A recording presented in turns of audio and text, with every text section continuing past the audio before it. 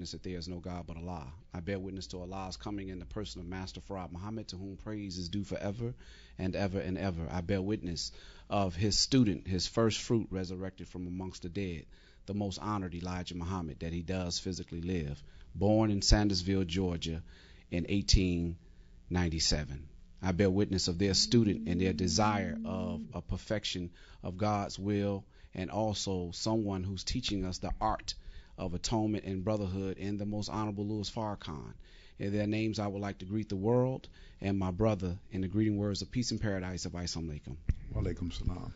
Brothers and sisters, thank you so much for joining us here on the Farrakhan Hour. As you can see, we have our brother. If you've been watching the news, C-SPAN, YouTube, as well as other local articles that have been put in different newspapers, Brother Minister Abdul Akbar Muhammad, who is the international representative of the most honorable Louis Farrakhan, and I would like to thank you for coming and like to greet you in the greeting words of peace and paradise of Assalamu alaikum. Wa alaikum salam. Thank you very much for having me. I'm going to just say in the name of Allah, the Beneficent, the Merciful. I'm very happy to be here in Atlanta, and I want to thank Brother Abdul Sharif Muhammad for making these arrangements, and for you, my brother, in this show. Yes, sir. Well, thank you, brother. I want to get right to it. You know, the media has put some false propaganda out, and they're good at doing their job. And so the purpose of the Farrakhan Hour, the voice of truth, is to make sure that we can saturate and combat the negative energy and information with the positive energy, but also give the format to people to understand what really went down in any situation, as well as getting that from Minister Farrakhan out of his DVDs and lectures that we do show. So here on the cover of the Final Call newspaper that we have here, the May 31st edition, it says freed after lies and false arrest. It has a icon in the middle with the Central Intelligence Agency under the United States of America symbol, a picture of our brother that you see in our studio, Brother Akbar Muhammad, and it says, after unjust detention, Akbar Muhammad back in the United States after following ordeal in country of Guyana. Brother, could you tell us about your travels and what actually led to this article being on the cover of the paper? Right, thank you. First, I want to say, quite naturally, I like to be on the front of the paper, but not in a case like this. Yes, sir. But I thank the Honorable Minister Louis Farrakhan. He called me before I got back to America and said that, brother, we had another headlines on the paper with the president, but we're going to put that off and put your story on the front. And I want to thank the staff at the Final Call for an excellent story. They interviewed me right when I arrived back into America, is when Brother Shah, the assistant editor, interviewed me. Yes. But let me just say this first, for people throughout the world, when they detained me and arrested me and took me to the police headquarters, many people get Guyana and Ghana confused. Okay. Guyana is a only English-speaking country in South America. It's Okay. on the north coast of South America, sandwiched between two countries. Years ago, it was Dutch Guyana, which is today Suriname. It was British Guyana, which today is Guyana, the country of Guyana. Okay. And then there was French Guyana, which is Cayman today. These three countries are in South America, not to be confused with Ghana in West Africa, where I lived for 12 years. And so I wanted that to go out because people are wondering, Akbar lived in Ghana all of those years and they arrested him. They just have the countries confused. Guyana was made known by its first prime minister, Forbes Burnham. And then when Guyana hit the news again, it was 30 years ago with Jim Jones and his madness of those 969 people that he had commit suicide, calling it revolutionary suicide. And most of them were black people. And it became in the headlines at that time.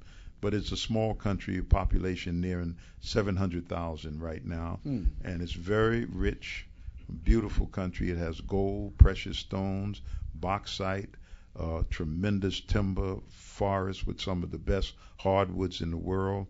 It has rice and sugar cane, and it sits on the coast, tremendous fishing grounds. Years ago, there was a company, I think they have a few around, called A&P. All of the shrimps that the A&P was getting in, or prawns as they call them in Guyana, were coming from there, and that was their biggest supplier. But the country has a long history. The slaves who were brought there first, and when slavery was over in the country, later the indentured servants from India came. So the country is split between the Indian population and the descendants of the slaves from Africa. Then, in their reach out to get more workers there after slavery was over, they brought in the Portuguese and the Chinese. So it's a multiracial country. One of the, and I'm going to talk about this at the mosque tonight in more detail, and I'm meeting tonight here in Atlanta at 8 p.m. at Muhammad's Mosque number 15, 3642 Camilton Road. The admission is free, and I want to go into this because it's not just me. Of course I'm in pain, but the first thing in the headlines in Guyana, every newspaper mentioned Farrakhan, and the Nation of Islam. And so my arrest, they started off by coming to my hotel room saying they got word from the CIA that I was a terrorist. And on the way to the police headquarters, CID, which is the equal of like our FBI in America, they threw in drug trafficking for good measures to make sure it would kind of stick. And then they sent it out on the international wire. Now, the root of what they had in mind and what they were doing, I just knew it was a mistake. Akbar Muhammad is a very common name in Pakistan and India. So I figured I'd go down there, they'd clear up it wasn't me, and I'd go back to my hotel room. But it kept going on, and then I began to realize that there was some other motive other than that. I have 51 years of service in the Nation of Islam, and one thing that I have fought against, spoke against, defended the Nation of Islam's position under the Honorable Elijah Muhammad, under Imam Waruddin Muhammad, and today under Minister Louis Farrakhan, is that drugs is what destroy the fabric of our society, especially among young black Americans. And to accuse me of drug trafficking is ludicrous. I mean, it's just crazy. And then terrorism, we have no record of no terrorism at all. But being that I have a Muslim name, I'm a part of the Nation of Islam, and there's forces within America and other places that would like to put a jacket on the Nation of Islam that we are terrorists, instead of talking about the good work that the Nation of Islam has been able to do in the community and cleaning up young brothers and so forth. So they take me down, they question me all night, and then finally take me to a miserable jail cell. By this time, my congressman had gotten word, and the minister gotten word. The congressman sent people from the embassy that next morning immediately to the police headquarters, and Minister Farrakhan called the president of the country and told the president who I was, and that he assured him, he's known me, worked with me for 46 years, though we've known each other longer. And he said that I assure you that he's involved in no drugs and no terrorist act. And they began to change their attitude, and eventually I was freed. The TV station, and the minister's on 1 hour every day in Guyana, so he's very popular there. And Brother Philip Muhammad, who is our former study group leader in Toronto, Canada, who was born in Guyana, is the reason that I was there. He was my host. So tonight I'm going to go into the details more fully and explore what happened. And as I sit here talking about this injustice that fell on me, and I'm making noise about it because it's for all of the Muslims who have suffered this. Many Muslims have suffered the same thing, but they get out of it and they get quiet. Now, I'm not going to be quiet because I'm defending the integrity of the Nation of Islam and its 80-year history in America. That's right. Its leader, Minister Louis Farrakhan, and Muslims everywhere, regardless of what mosque or masjid or temple or whatever kind of Muslim you are, Muslims are suffering in America. And tonight I want to talk about when I got back, the FBI wanted to see me. And I sat down and talked to them. And it so happens, as the law would have it, I had a Japanese agent.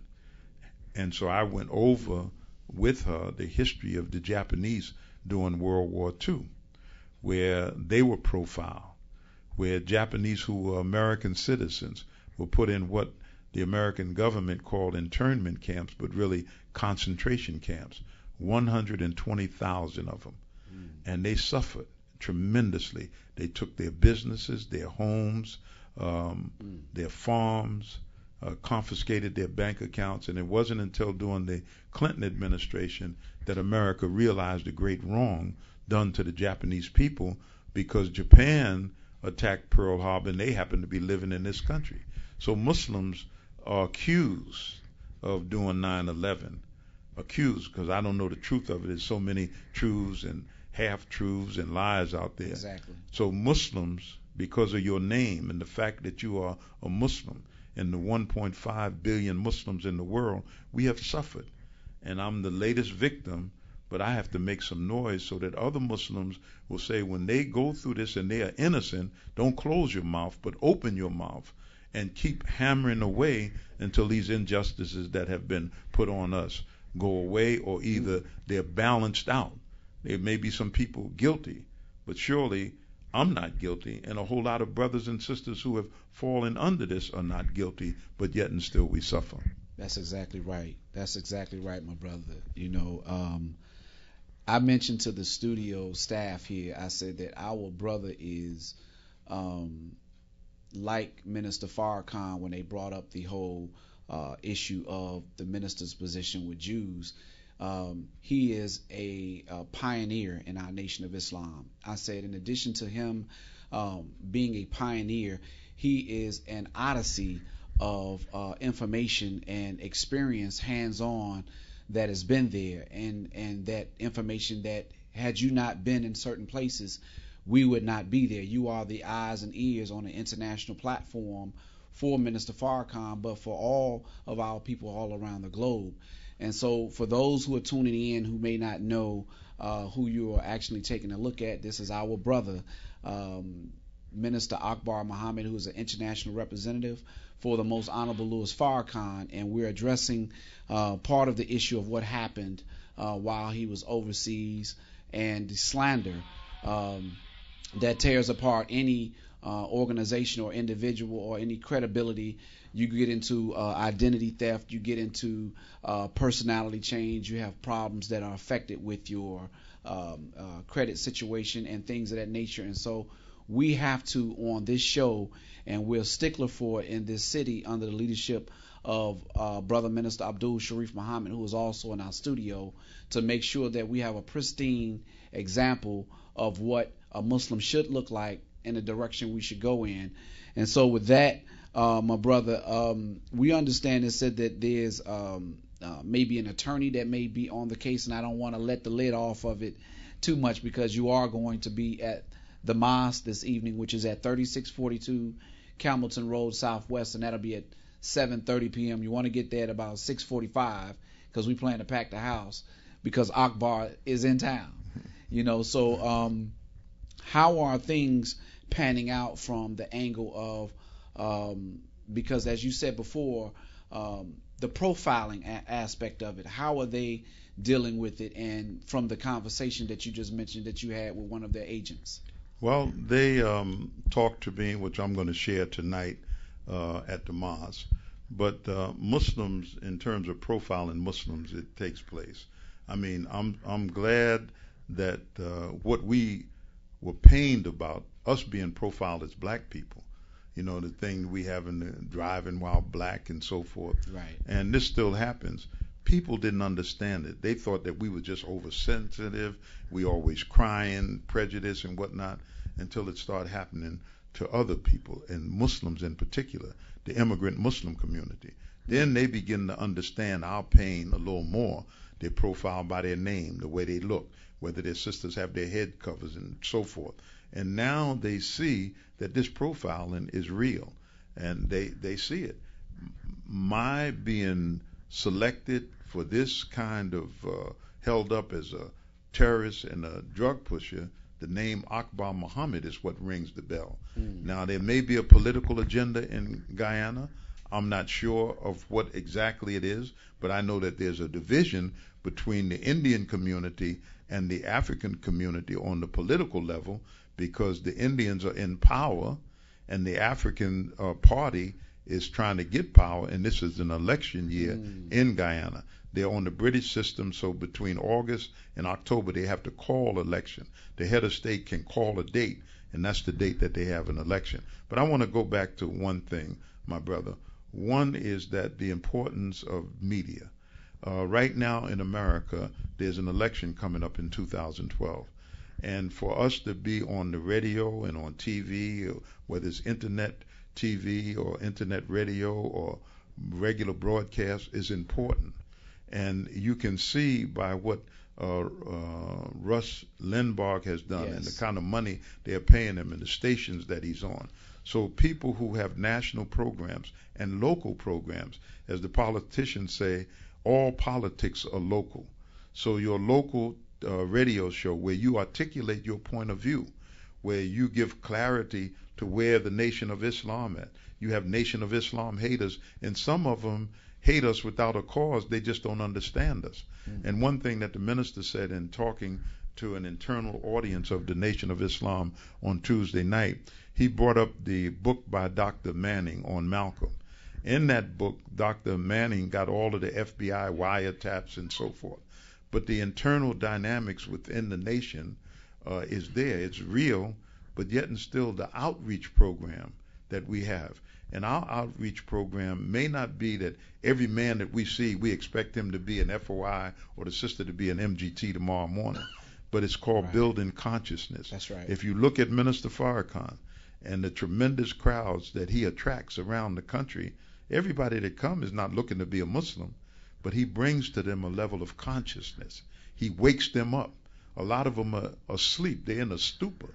They don't understand what's happening to them. They don't understand why the jails are filled with all of these young black men and black women, or the drugs in our community, or the dysfunctional families that they come out of, or hard to get a job, the foreclosure rate and so forth. They don't understand that unless someone can bring them to a level of consciousness and see that they are victims of a system and a society that has oppressed us since they brought us here in slavery, and we got to wake up. And the minister said something very beautiful in New York about the love of yourself. And being that we were taught from the days of slavery to hate ourselves, that hate now has spilled over into 2011, and it's still there. It didn't go anywhere. So someone has to build a level of consciousness, and this is where the input of Minister Farrakhan in the black community. There are many Muslims around, but all of the Muslims who sit back, whether they agree or disagree with Minister Louis Farrakhan, they got to say that when that brother speaks into the hearts and souls of our people, they feel him. You know, the brothers in the street say, I'm feeling you, or I'm not feeling you. They feel Minister Farrakhan because he builds this level of consciousness. That's right. And this is most important. When someone attends Muhammad's Mosque 15, they may not get up and join, but the Honorable Elijah Muhammad's word, my duty is only to deliver a clear message. Did that man or woman walk out of that mosque with another level of consciousness where they're not victimized by alcohol and drugs and child abuse and laziness, but they become more progressive because somebody woke them up to themselves, and that has been the job of the Nation of Islam. Yes, sir, brother. And I have to say that I've been following your work for quite some time. I would like to open up the lines for anybody who may be interested in calling in. You can call me either directly on my mobile office number at 404-453-7330. Again, that's 404-453-7330. Or you can call us here at the WAEN headquarters studio in East Point, Georgia at 404-389-0916. Again, that number is 404-389-0916. You know, one of the things that came to my mind as you were speaking, my brother, is how we are taught that, you know, I saw our sisters come in and it said, the lessons say that what is the meaning of MGT and GCC in this Muslims Girls Training and General Civilization class. And this name and training was given to the girls and the women in North America, how to keep house, how to rear their children, how to take care of their husbands, how to sew, cook, and in general, how to act at home and abroad. And so Minister Farrakhan, being who he is in leadership, is producing not just those type of women, but the type of men that those type of women with those type of characteristics are attracted to. And so consequently, when we think about someone who the minister is willing to call in, he didn't call in to the local police department or the sheriff department. He took it straight to the head, as the messengers say, go to the root of what the problem is. And so he talked to someone who was in power, as it says in our teaching that he speaks truth to power. Yes. And by you being his eyes and ears, in a sense, our eyes and ears and the mouthpiece, you are also affecting policy and affecting change and speaking truth to power. And so they, from the onset, and I'm saying this from me watching as we've been taught, I love to read all of the articles in the paper, but Brother Jabril said, and the minister says, that we should read, and Brother Sharif mentioned on Sunday, and he always mentions it, that we should be reading several newspapers a day and watching the news.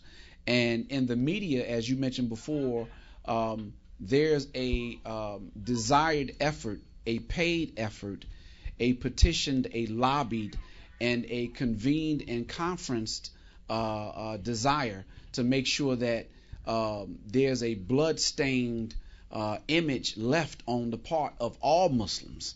And so, being that I mentioned that which come from our lessons, if we're aspiring to be a type of man or woman in this particular teaching, and you being a student for many years, what I see in that from reading the article in the Final Call and following along with what's going on, this is something that has to deal with a separation of identity. One of the reasons why I'm saying that is because when God came and he began to teach us in our lessons, he actually gave us an opportunity to come back to self. But the other thing is that he changed our name because he wanted to give us something to live up to, but at the same time, we are coming directly from him. He wanted us to know that we're from him.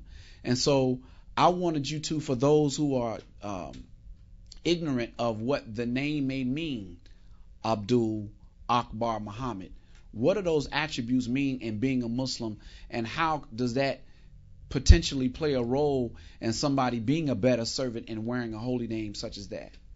Well, let me say first, I want to go back to your first part about the MGT. Now, there are women who, when they hear that, they kind